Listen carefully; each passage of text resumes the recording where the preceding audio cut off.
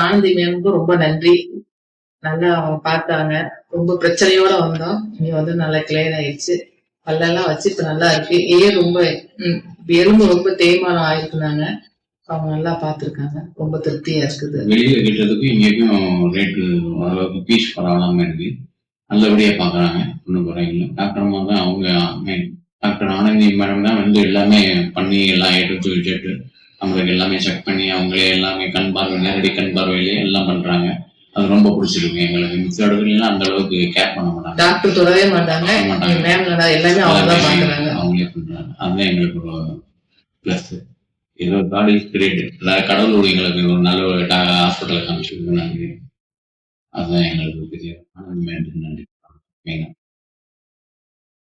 பல்லு போடும்போது பயங்கரமான வழியா இருந்துச்சு. அதுக்கப்புறம் கொஞ்சம் பல்லு கிளீன் பண்ணி எல்லாம் பண்ணி எல்லாம் செக்அப் பண்ணி ஒரு 10-15 நாள் ட்ரீட்மெண்ட் போயிட்டு இருந்துச்சு. இப்போ ஓரளவுக்கு பரவாயில்ல, நல்லபடியா பண்ணி கொடுத்துருக்காங்க.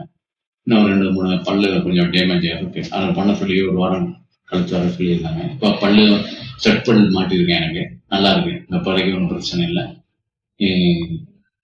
அடுத்த 2 பிள்ளைங்க ரெடி பண்ணிட்டோம்னா எனக்கு லைஃபுக்கு ஒன்றும் ப்ராப்ளம் இல்லை. Okay, thank you.